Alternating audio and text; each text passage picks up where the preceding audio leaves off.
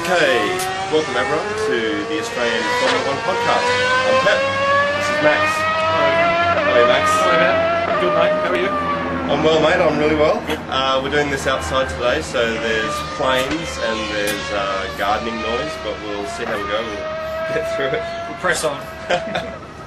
Now, this is actually our first podcast. Some of you may have seen a video that we uploaded a week ago now. That was actually our pilot, so we're kicking off today with our very first podcast. So here we go. Now, Max, this week, after 5 weeks of waiting after the last Grand Prix, 5 weeks, we've got winter testing finally started, and we've got all these pieces of paper in front of us. Yeah. And there's been 3 days in Barcelona, and it's been actually Ferrari's been doing pretty well. So let's just start by talking about testing. What are your thoughts on testing so far, Matt? Not surprised really to see Massa at the top. I guess from the outset we should really realise that they're all running basically last year's cars with different. Some of them have got different drivers in. I don't think we can read anything into it really. Yeah. I mean, Webber's trundling around in the Red Bull, last year's Red Bull. Webber's, got an early release and he's in Red Bull already, which I thought was great. Seeing pictures of Webber on the... Yeah, that was cool. And he's playing overalls. So like, ooh. Mate, I don't think we can really read too much into it. It's a good hit out for Lewis Hamilton, I suppose, in the McLaren. He did all right in first practice, as we can see. He came 6th. But, Rossiter in the Honda, PK Jr. in a Renault, Kovalainen in a Renault. It's good to see all the new kids out there having a blast in last year's car, but yeah, But mate, in terms of pace, I've written down 3 words here. I've written down Ferrari, McLaren, BMW, because looking at these 3 days, Massa's been quick, the best the first 2 days.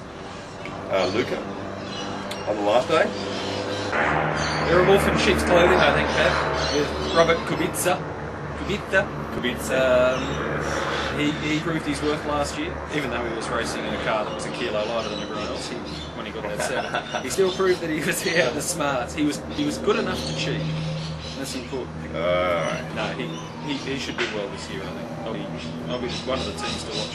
I think it's just awesome that the Formula 1 cars are back on the circuit. I mean, it's only really been 5 weeks. It hasn't been too bad. 5 long weeks. It hasn't been too bad. No, it's 5 weeks, and then now we're looking at times. We're looking at early indications for 07. I think that's awesome. Yeah, that's right. Now, talking about testing, we have to talk about the fact that after, what was it, 5-6 years of being out of a Formula 1 car, for some reason this week, Mika Hakkinen turns up on day 3, coming last here, and decides he's going to do some laps in the McLaren. There was all this press about it, and I thought, there's a lot of rumour here, and they could be right. Well, and then suddenly, yep, he's there. Mate, I think, the last time Hakkinen was in an F1 car was in 2001, so it's been 5 years since he's stepped into the cockpit in anger, I guess. Tested for a day, great PR. Yeah, PR. He's basically Ron Dennis's son by proxy. And I think Mika wanted to have a go in a current Formula 1 car to see what it was like, and Ron's like, great, kill 2 birds with 1 stone, do you a favour and get the publicity as well. So, but it was great to see. It was funny. That sky blue helmet again. I couldn't believe seeing his helmet inside the modern McLaren car. But awesome looking. Mate, I really think that Mika, we know he went to the factory recently and did some laps on their simulator, which is apparently awesome. The best simulator in the world. And I think he's just called up Ron and said, "Hey Ron, I'd like to go." Yeah, and Ron's Give us a going, go. great, good PR. Yeah, sure. Okay, Mika, there you go. Yeah, no problem. Yeah, I definitely think that it was just It's PR. Yeah, he's not going to be with the team next year. He's not going to test or provide. He had an option to go to BAR about 2 years ago. And it was either 2 years or a year ago. Yeah. He was apparently that close to signing, if you believe everything that you read, which I've done. But he's even come out and admitted that he was very close to signing on with Honda and all that sort of thing. So it's not out of the realms of possibility that he's back in an F1 car doing some testing. Just having some fun, yeah, I mean. But he won't come back. Pretty sure of that. Yeah. Anyone's even intimating that he will. No way. Yeah, well, anyway, it's just great. I think to have the F1 cars back on the The circuit. hack is back, and we're going to see much more testing, which is awesome. And you know, winter testing, it is an indicator for the season, but not necessarily the indicator. We've seen plenty of teams do well. Yeah, I don't place anything on testing really. I think it's, I mean, especially trundling around in last year's car, it's more for familiarisation for the young kiddie winks that are coming in. Yeah. It gives, again, don't mean to sound parochial, but it does give people like Webber a chance in their new car to see what the last year's car was that they were competing against. Yeah. That's good in itself.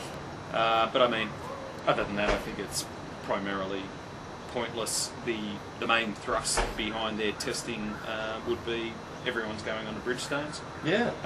And that's the reason, basically, while everyone's got out to put some miles on the Bridgestones, albeit with last year's car. But they're just throwing a few laps down on the control tyre for next year. And how's Webber? I mean, 5 weeks ago he's in a Williams, getting smacked in the arse by his teammate Rosberg, and now he's in a Red Bull. Yeah. He'd be thinking, you know,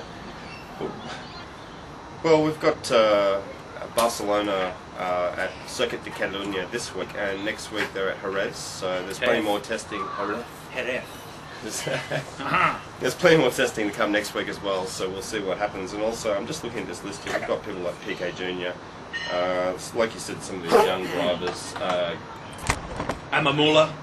Some of these young drivers getting to try out their wares in Formula 1 car.